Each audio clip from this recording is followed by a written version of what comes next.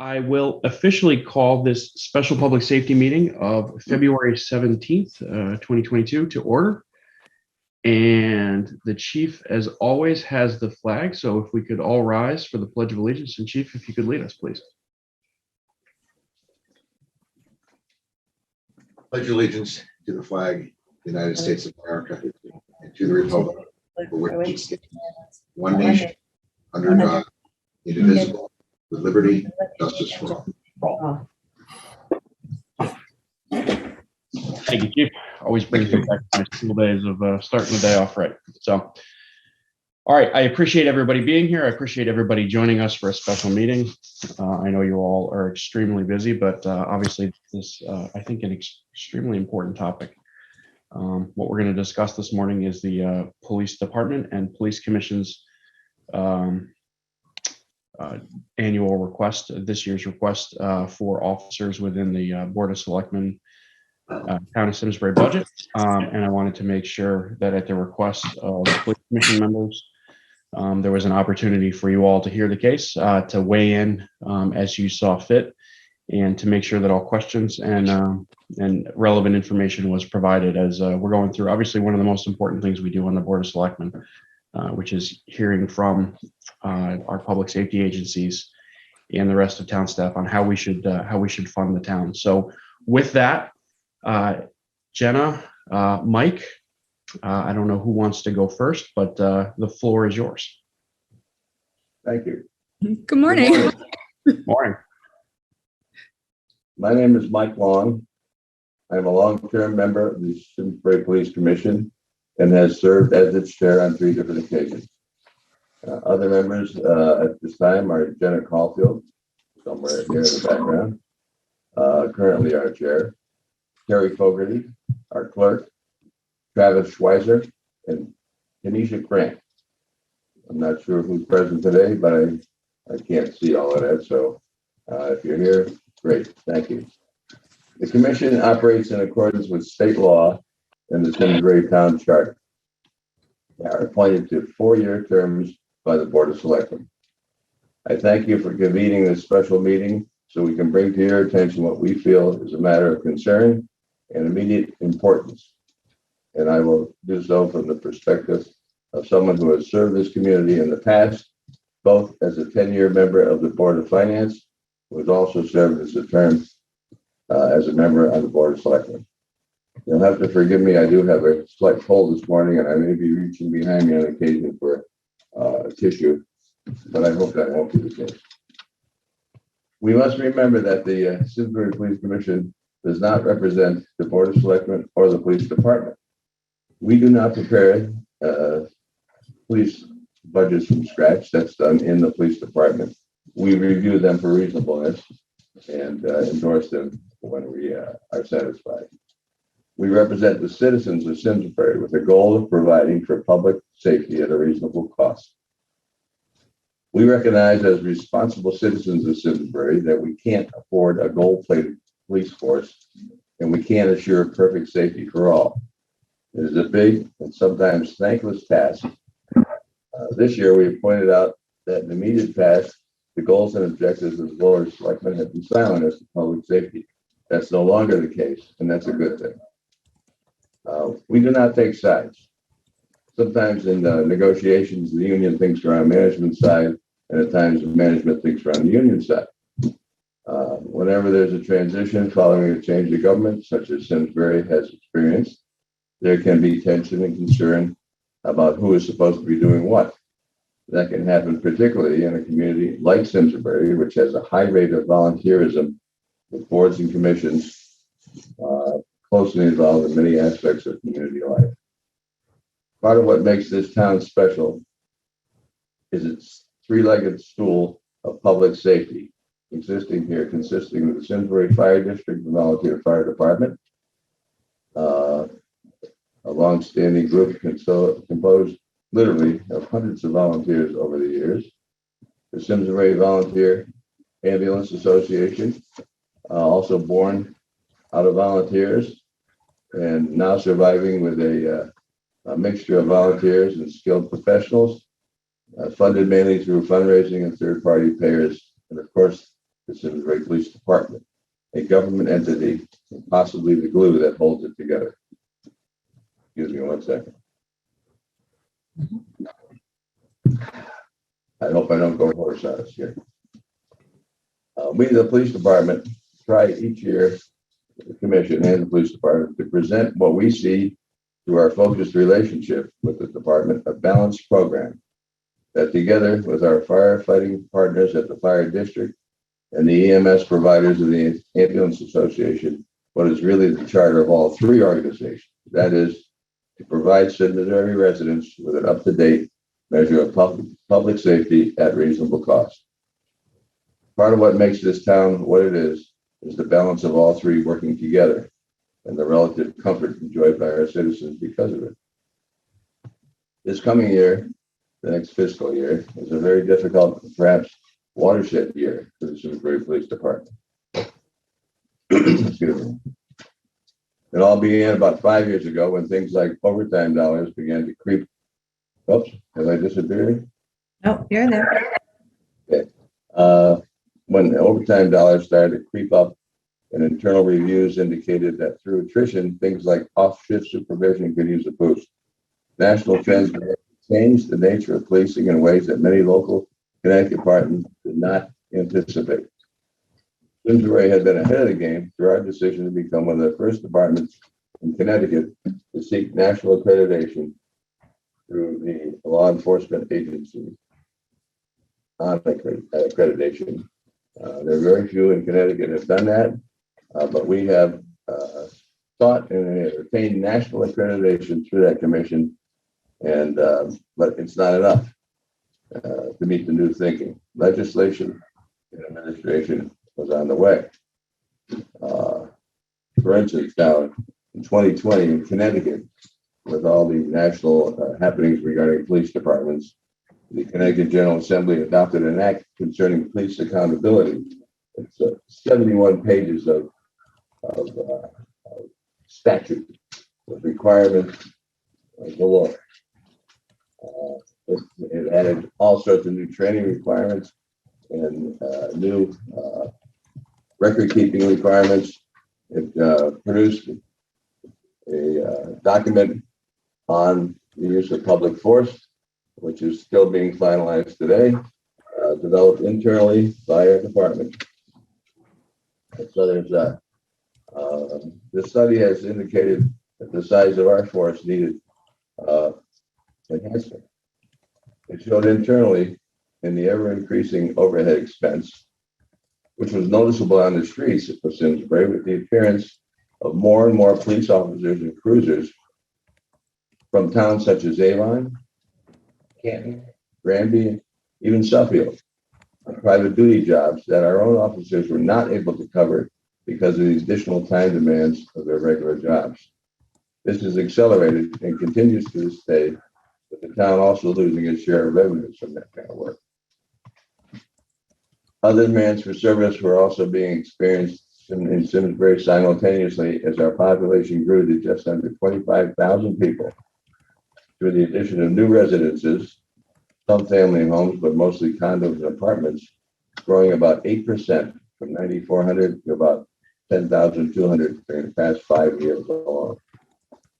Recognizing the metric for judging the appropriate size of police departments, the one accepted countrywide, is the FBI crime in the U.S. data for populations greater than 10 but less than 25,000 people. It yielded the following data of number of police officers per 1,000 residents. In the Northeast U.S., 1.8. In New England, 1.9. Nationally, 1.9. In Connecticut, 2.1. Simsbury has 39 officers. Divided by 20,000 people, that gives us 1.57 per 1,000. Using Simsbury Personnel Subcommittee standards of 21 local communities similar to Simsbury, yields also a 1.8. Even if you take that list, because it includes a town like West Hartford, and you eliminate the largest three and the bottom three, and divide it again, it's 1.85. By those measures alone, Simsbury police force today of 39 officers is somewhere between 6 to 11 officers short of the average. It's reasonable in today's market to assume that a full-on recruitment effort by Simsbury could yield perhaps 2 to 3 hires per year. That's a reasonable estimate of what could be hired if we just went out and said, all right, the doors are open, we're going to hire as many people as we can. That's what we get, 2 to 3 a year. It's not something that happens, like a landslide. And if they're not already certified as police officers in Connecticut, it would take about another full year before they could be certified through the police academy and fully trained and on the job. If there are another 500 units of housing approved for construction in Simsbury, and each adds 2 residents, the shortage increases by another 2 officers. In addition, there are 2 current officers who, if they chose to, could retire upon 2 weeks' notice right now. And there are another 5, including 2 supervisors, who will become eligible for retirement in fiscal year 2024.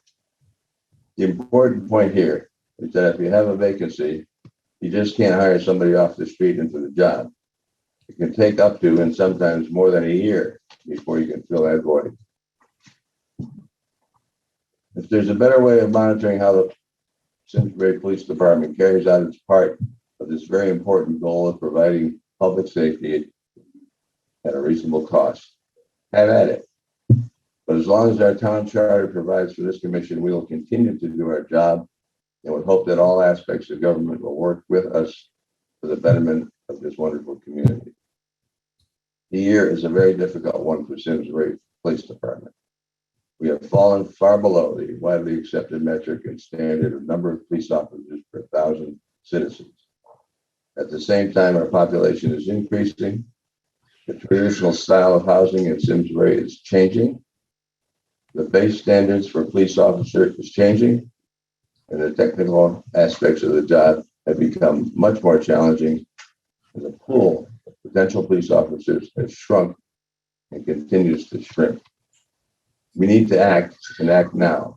The proposal before the town is a big one, but the need is even bigger, and timing is very important. And then I'll quote from a statement made by another one of our commission members shortly, a meeting not held too long ago. And it's so easy to see when you think about it, but more overtime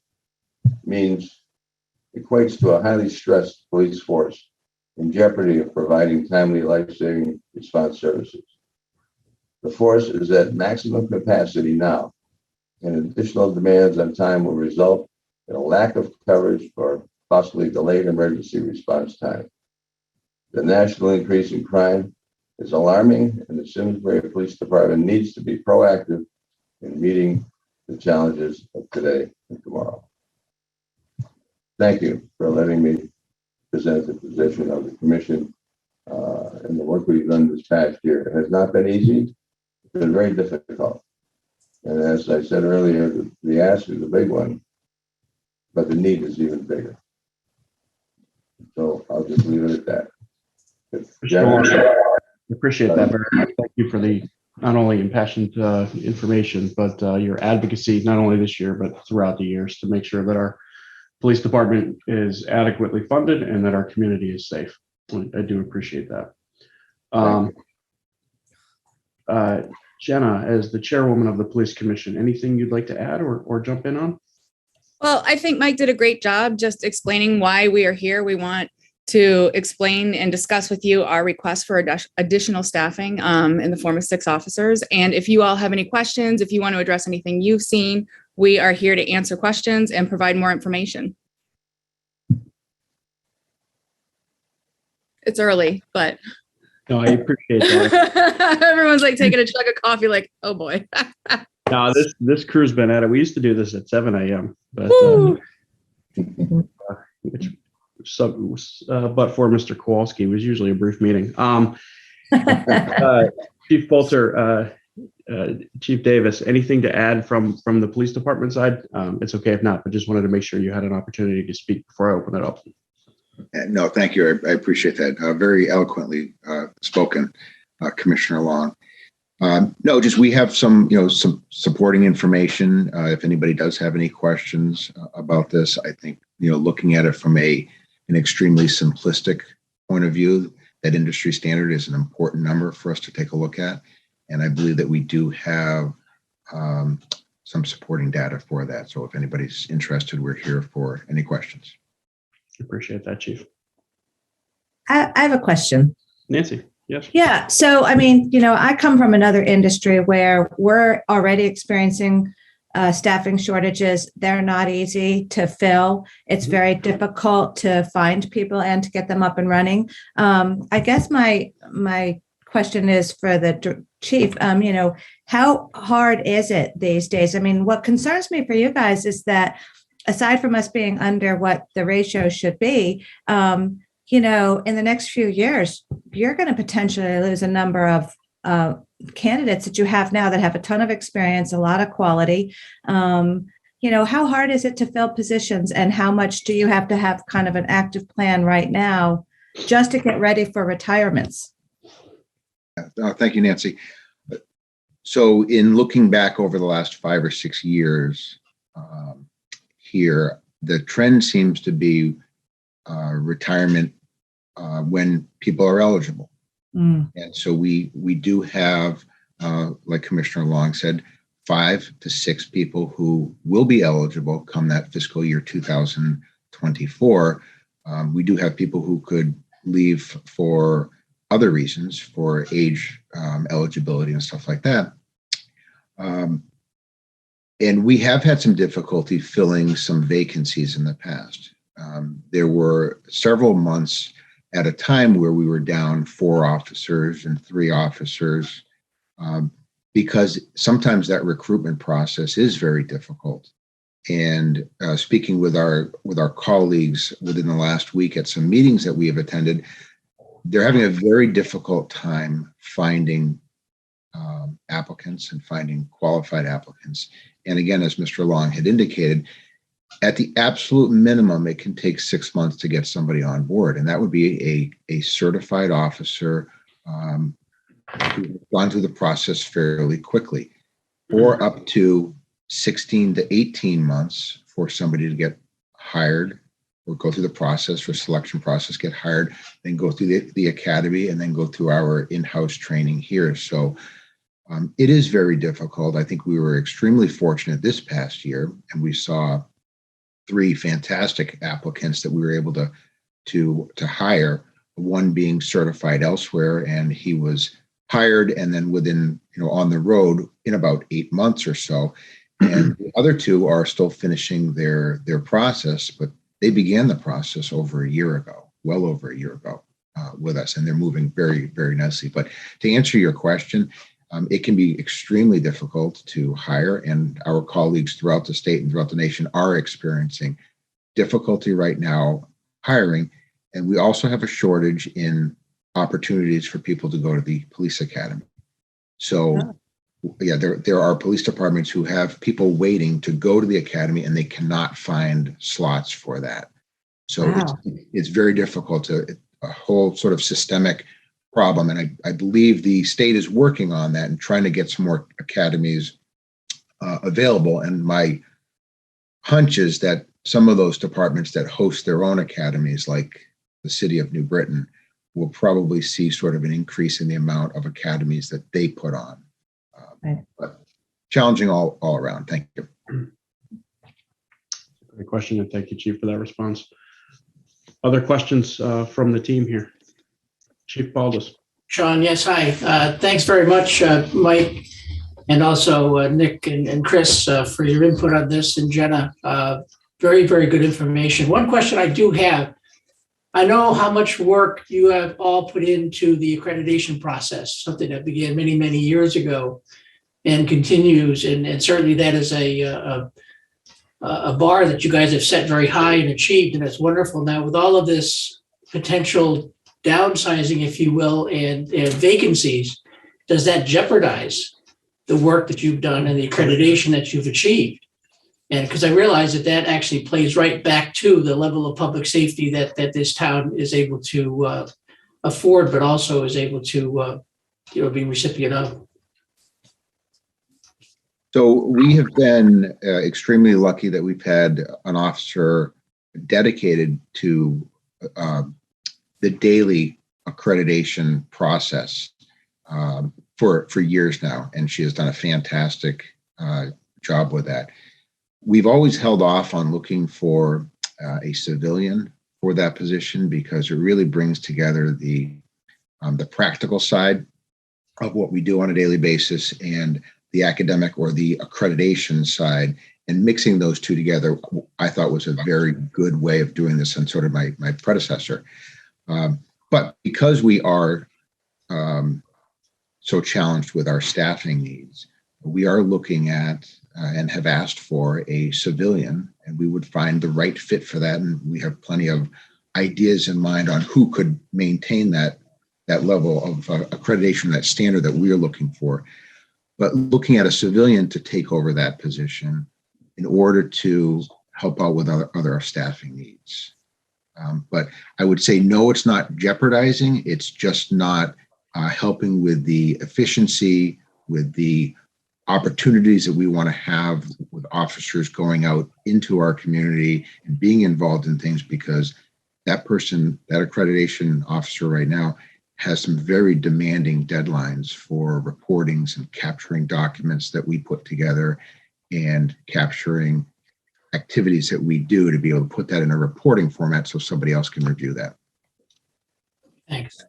Yeah, this is Mike. I'd like to comment also that a lot of folks don't really understand what accreditation means, and it's really bringing our policies and our practices and procedures up to the highest level possible.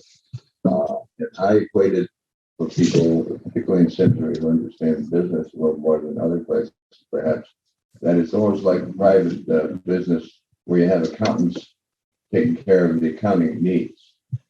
But then you have CPAs and auditors who audit the accounting practices to make sure that everything is up to snuff.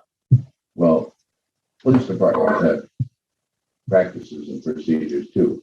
But the accreditation, the national accreditation that's available is similar to the auditors or the CPAs that come in the private industry. They make sure that your practices, your policies, and your procedures are the very best, the very latest, comply with all the laws and the best knowledge that's out there. It's really kind of a special thing that we have in Simsbury, and while I would agree with Nick that it's not necessarily a jeopardy, it's something that's difficult to achieve and to keep, and it takes staffing to do that, and it takes the right kind of leadership. Thank you. Sean? Yes, sir. Mike had asked me to come back out of retirement to maybe do a little lobbying on this issue. So Jenna and Mike and I have been talking about this for a while, but I just want to make it clear from my position, not only having served on the police commission, but 15 years as a firefighter and 15 years as vice chairman of the fire district, the importance of this being properly funded. Sean, you and Maria know well, at least during my tenure, and I know it's continued under Mike and Jenna, that we've been looking to try to get these ratios back up where they belong. I know that town has a lot of other funding concerns, but when you have public safety in a town, you really have, it's a three-legged stool. And I've at least been on organizations that have had two of those legs, and then there's, ambulance. So my concern is right now, one of those legs is short staff, and that's probably the most important thing. And that is the police department. And one of these days, we're going to get a call out and something's going to happen. And as a result of not having the proper staffing, something bad is going to occur. What are we going to say to the public at that point? if they turn around and they say, what the hell were you people doing all these years? So I think it's urgent. Mike and I talked about this. I don't want to panic anyone, but it's going to happen. And if something goes bad, when it does happen, they're going to come back and want to have answers to this. So I strongly urge the Board of Selectmen, the Board of Finance, to try to figure out a way to come up with the funding this year to make this happen and not put this off another year. So that's my 2 cents. Senator Fleming, I appreciate that, sir, and good to see you back. For the folks at home, Jim Fleming was our state senator for a long time, and one of the reasons I got into this business of public service. So, Jim, good to see you, sir. All right, other questions from the floor? Sarah.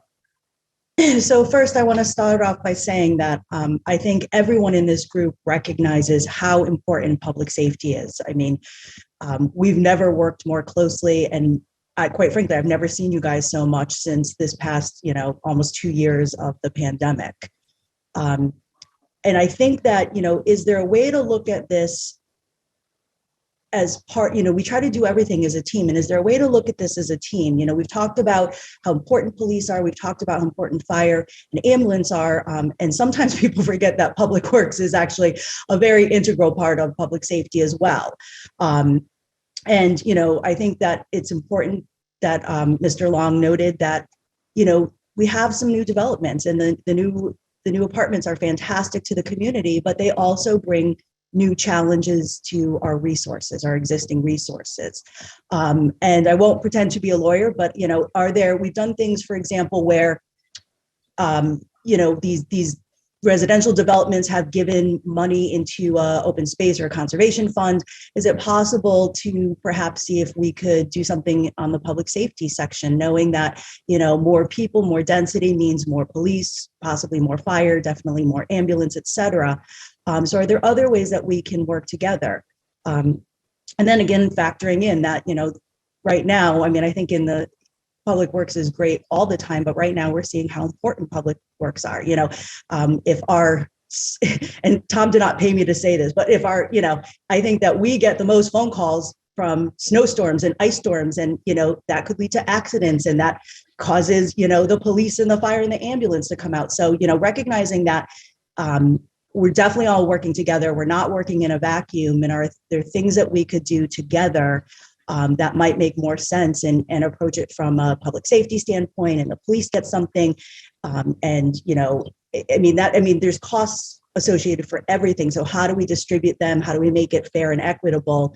For example, more police officers means more cars. That means more maintenance, so, public works does become involved, and ambulance, et cetera. So, could we look at this in kind of a bigger fashion? And then it also, it moves forward, that the town really is committed to our residents and our businesses' public safety.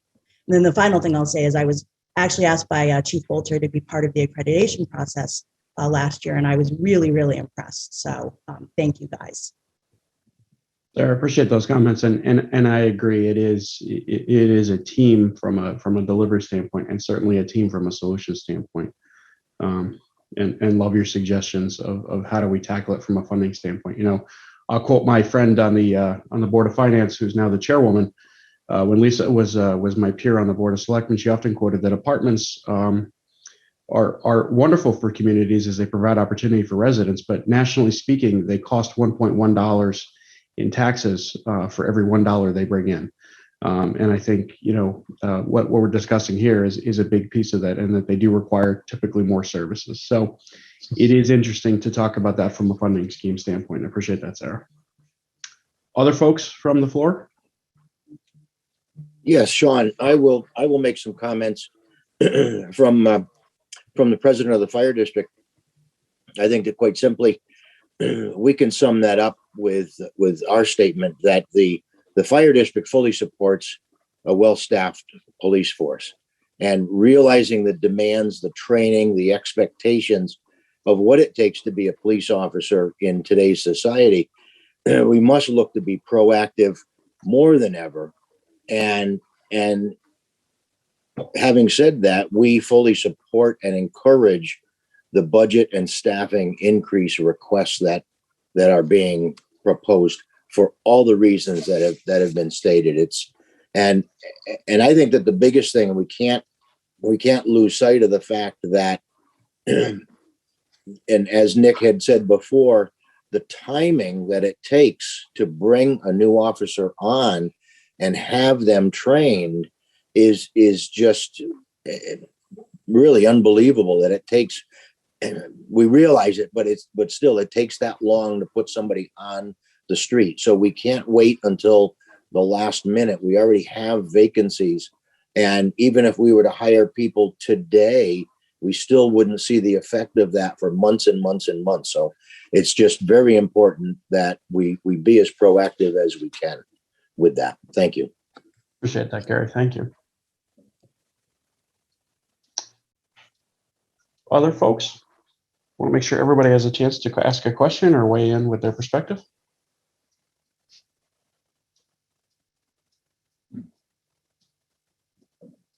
All right, I'll fill some airtime for a second here and make sure there are no last questions. But I appreciate everybody being here today, and certainly not lost on myself, my peers on the Board of Selectmen, the town manager, deputy town manager, and the rest of us on the need to fund, well, not only fund a police force, but also provide the police force with the tools needed to be effective, right? And I think over my tenure, at least in the last 10 plus, now this will be 11 budgets, has the Board of Selectmen done everything that the police commission or police department has needed? No, but have we done a lot to recommend to the Board of Finance and the community, which has ultimately been approved? Absolutely.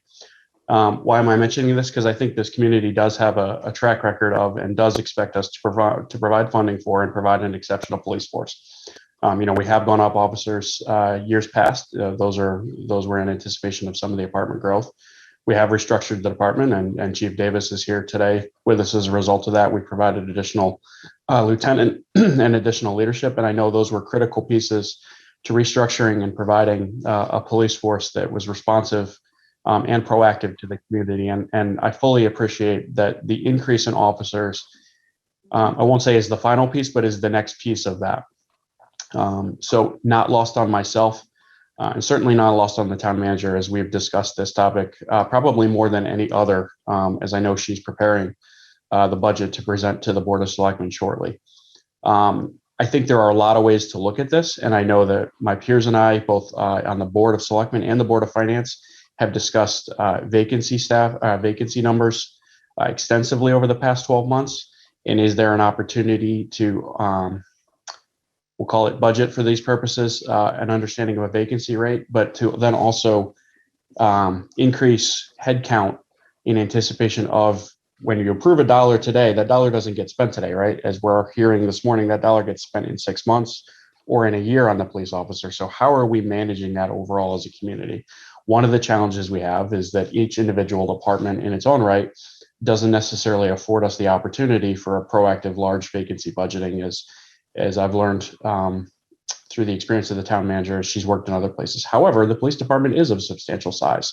And is there an opportunity to do that here? And I think that is something that the town manager is certainly looking at. And I don't want to put words in her mouth, but I know that she's being extremely proactive in looking at that as she presents her budget to us. So what am I saying? I'm saying that I think there is a complete understanding and certainly support from myself to increase officers in the police department this year. As you all know, it is one of the most expensive, if not the most expensive staffing items that we do in the community. As a police officer, rightfully so, is a highly compensated individual, not only from the salary standpoint, from the benefit standpoint, but also from the equipment and capital standpoint. So 6 officers is roughly $1 million, if not more, when you include all of the training items, staffing items, et cetera, in the budget. And as you all know, that's essentially 1% of the entire Simsbury, town of Simsbury budget from an increase standpoint. So I say that only from a context. This is a substantial item, equal to the importance of the item. So a lot to consider here. I know there's a lot of great information. I appreciate Chairwoman Caulfield and Commissioner Long presenting to the Board of Selectmen, I believe, was it last week, Jenna, on this request. So there has been substantial airtime, rightfully so, to this item. And I'm sure during the budget process, this will be one of the most discussed items as the board tries to figure out what the right funding is and how can we continue to provide exceptional public safety in this community. Other questions, as I just filled some airtime, give folks a chance to opine further? I'd like to make one further comment, John. Yes, sir. I haven't been able to locate it here at my desk, but we are not the only town in this situation. Yep. And I think that the worst that I've seen, it's very public, so it's East Lyme, Connecticut, down where the town of Niantic is along the shore. They did an extensive study, and they determined that they are 12 officers short right now. And they have committed 2 police officers per year for the next 6 years to make up that 12. The hiring process for cops is not an easy one because as you heard from the chief, it takes time. You ramp up, you start looking for people, you get applicants coming in, and it's not something that you can then just shut off for a minute and then start up again 3 months later, because you start from scratch all over again. You waste all that momentum. Right. It's important that there be a commitment, a known factor here that you've got a target. You need so many police officers, and you're gonna hire them in whatever increment possible. And as Nick has mentioned, 2 to 3 years is probably the most you're ever going to get if you want the quality that you want. You could get lucky, I suppose, but so it's not just this year. It's sort of a commitment over time to be there and to keep going. I just want to raise that we are not alone. Don't get the idea that we've done something wrong, but now's our chance to do something really right. So let's do it. No, and I agree, and no wrong in any space. This is a challenge of a growing community, right? This is a challenge of a community that prides itself on having exceptional public safety, exceptional public works, exceptional recreation, right? And those require us to spend dollars to maintain what the residents expect. So, I think we have a track record as a group, not only here, but on the Board of Selectmen, the Board of Finance and Leadership, of continuing to fund public safety and make it, one of our top priorities. And we need to continue to do that. So I view this, Mike, to I think your point is a continued evolution in making sure that we are being smart and thoughtful about our staffing and our tax dollars to provide the exceptional public safety that's demanded of the residents as, they live here. And I do appreciate what you're saying in terms of the commitment. And again, from my vantage point, I think the town manager is certainly looking at the annual budget, right? And recommending what she feels makes sense in the context of the entirety of the priorities based on the stories she's heard. And candidly, I think it's on myself and my 5 peers on the Board of Selectmen to answer your second question there, Mike, of beyond this year, what is the Board of Selectmen committing to from a police department standpoint? In terms of, is it 2 a year? Is it 3 a year? How are we looking at this versus coming back and having a discussion every year and rehashing it versus and setting out a plan from a legislative standpoint, from a priority standpoint of how is this community going to tackle this? Because it's not going to go away, even if we were to fund 6 this year. We're going to continue to need to have this conversation. So how do we do that in the context of all the other budget challenges, much like we deal with capital? We have a 6-year plan on capital. We have a 6-year plan on small capital items. And, how are we looking at staffing, particularly in the police department, but also public works, recreation and all the other important services to make sure that those are growing commensurate with the exceptional services that the residents expect us to provide. So we have done that. We did that most recently in the Parks and Rec space with a study there, and we did fund a maintainer in the prior budget. I know Mr. Roy has continued to advocate, rightfully so, for appropriate staffing levels in his department and it's not lost on me, Tom. I remember we have the longest plow routes in the state of Connecticut, and that comes at a cost to our guys that are out there every day, especially on nights, weekends, and holidays. And it's certainly not lost on me on the impact to our public safety officers as they are short-staffed and they are covering for each other in overtime amounts. So I appreciate everyone this morning. I will give it one more opportunity for comments, questions before I send you on your day. Thank you all for being here for this special meeting. Certainly an important one. If there are comments, if there are questions, if there's something you'd like to get across to myself and my peers on the Board of Selectmen or the town manager, please do email us, call us. And again, we will certainly debate and discuss this important topic heavily at our budget hearing that is coming up in March. So thank you all. We are Thank you. adjourned.